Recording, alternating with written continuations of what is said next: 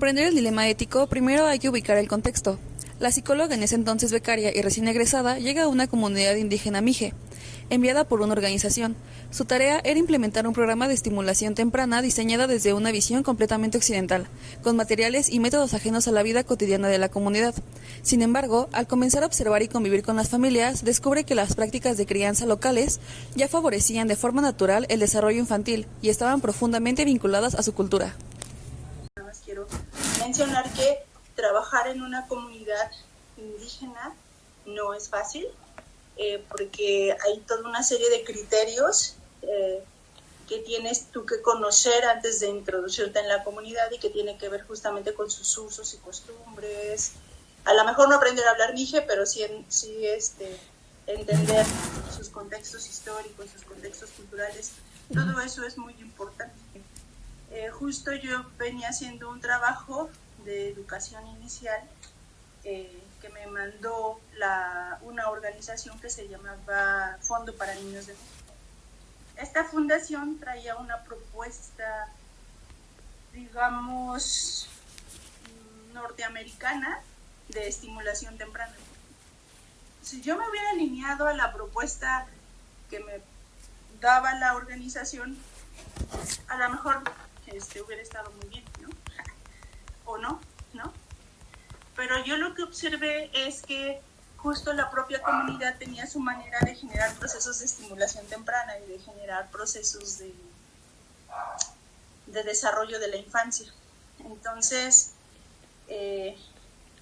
algo que me pasó es que pues mi trabajo iba muy bien porque yo decidí retomar los usos y costumbres de las mujeres mijes indígenas para sus métodos de crianza y empezar a hacer algo que se llama interculturalidad, que es generar procesos de universalización del saber, es puentear los saberes locales con los saberes occidentales y a partir de ahí decir, mira, esto se hace, en los mijes lo hacen de esta manera, por ejemplo, desarrollar la motricidad fina. Un ejemplo es que los niños de 3 años se los llevaban al cultivo de la pizca de café.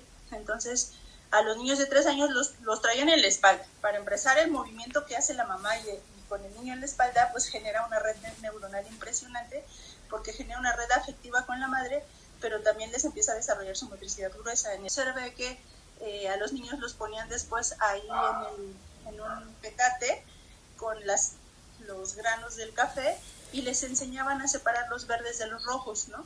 Okay. Entonces ahí ya estaban haciendo un ejercicio de clasificación, pero con la motricidad fina y estaban desarrollando la parte cognitiva. Entonces yo decía, esto es estimulación temprana, pero basado en sus usos y costumbres y desde su cotidianidad. Uh-huh. Cuando yo presento esto en la fundación, en Fondo para Niños de México, como que no lo recibieron muy bien, ¿sabes? Porque ellos traían una visión occidental de colonial que decían, no, es que eso no es estimulación temprana, era sentar al niño en un centro de estimulación temprana, ¿no? En una biblioteca, una ludoteca, en una colchoneta cómodamente, ¿no? Y les ponían fichas que no tenían ningún sentido práctico, ¿no? De colores. Y el niño tenía que hacer el mismo ejercicio de clasificar las fichas, pero no avanzaba en su quehacer de la madre, ¿no? Entonces, o sea, cuando yo hago esta analogía, yo les digo, es que esto que tú me estás pidiendo se hace acá, entra un dilema ético. ¿Por qué? Porque la institución me exigía y me pedía que registrara al niño usando el material que los gringos nos habían mandado, que eran fichas muy bonitas, pero que no tenían ningún sentido cultural, ni económico, ni práctico para la madre. Por lo tanto, la madre no iba al centro de educación inicial, ¿sabes? Uh-huh. Y por el otro lado, yo veía que el niño desarrollaba sus actividades, entonces decía, pues es que el niño sí está recibiendo estimulación temprana, pero hace lo que nosotros creamos, ¿no? Entonces, ahí se dio un debate muy fuerte y yo terminé proponiendo justamente a partir de revisiones de literatura, porque tampoco es que uno salga todo experto y con toda la información del mundo a campo, ¿no? Yo era recién egresada y entonces pues me puse a leer, entonces empecé a hablar con mi directora de tesis y ella me sugirió a un señor que trabajaba en Perú, en la Amazonia peruana, que se llama Jorge Gaché, y él estaba haciendo estudios de educación intercultural. Y ahí fue donde conocí la interculturalidad, ¿no? Y entonces yo lo que hice fue generar, y ahí es donde viene mi dilema ético, porque pareciera ser que yo mentí, pero no mentí. O sea, bueno, lo resolví de esta manera. Lo que hice fue generar espacios de escucha entre las mujeres más grandes, o sea, con más experiencia, y las mujeres primerizas, las mamás primerizas, para que ellas compartieran sus técnicas y sus métodos de crianza, ¿no? Entonces esos espacios, para que pudiera entretener a los niños, pues les ponía las fichas y les ponía las actividades en lo que ellas platicaban, esos métodos de crianza, y lo que hacía es que tomaba las fotos, ¿no?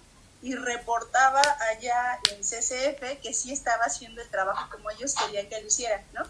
Pero en realidad lo que yo estaba haciendo, que era lo que yo reporté en mi tesis, fue justamente desarrollar un modelo basado en la experiencia de estas mujeres para que siguiera perdurando, ¿no? Okay. Entonces pasaron dos cosas bien bonitas. Una, se enojó CCF cuando se dio cuenta, me dijo que yo era una mentirosa, que era un fraude, pero por el otro lado, las mujeres empezaron a apropiar del espacio, ¿no? Lo que hacíamos era grabar canciones para niños en Mije, y esas canciones en Mije se las poníamos a los niños en el Centro de Estimulación Temprana, ¿no? Y poníamos música, o sea, era transmitir su cultura, o sea, no perder su cultura, porque las canciones que me traían los gringos, pues eran en inglés, ¿no? Entonces, ni siquiera en español. Entonces, cuando me decían, es que esto lo necesitan más que su propia lengua, pues ahí yo fue cuando dije, no, es que, o sea, ya aprendí algo muy importante de la psicoética, ¿sí?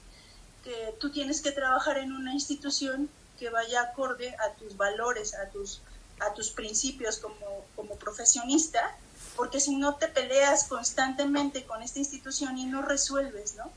Entonces, al final yo reporté que todo se hizo como ellos dijeron que querían que se hiciera, y por el otro lado, pues reporté mi tesis haciendo una crítica severa a las ONGs extranjeras que traían buenas intenciones, ¿no? Y que querían desarraigar y desculturizar a nuestras comunidades indígenas, ¿no?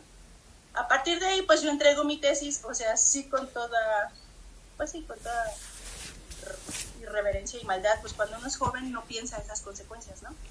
¿No? Las consecuencias, pues no fue derivado de mi trabajo, pero sí hubo como reprendas para las mujeres y para la comunidad por lo que yo hice. Sin embargo, las consecuencias políticas hubieran sido que hubiera desarraigado toda una generación de niños. O sea, estábamos hablando de que yo tenía el poder de intervenir en alrededor de, eran 40 niños, o sea, era toda una generación de niños bebés de 0 a 4 años.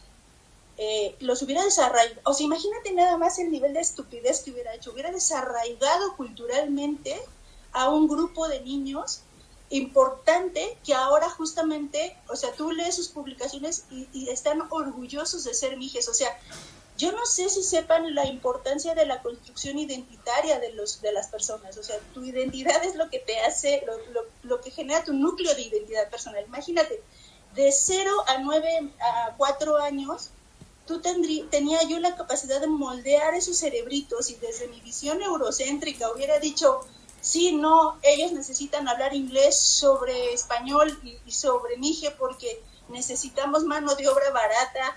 O sea, imagínate el nivel de implicación política, o sea, era una cosa espantosa, ¿no? En ese entonces ni siquiera lo pensaba así. Ahora lo pienso pues porque tengo ya más información, más elementos para decir, era una estupidez lo que estaba haciendo la ONG, ¿no? Nosotros volvemos profesionistas y salimos a campo, si no seguimos pues nuestra intuición, nuestra crítica, nuestra conciencia, seguramente terminamos haciendo muchas pendejadas.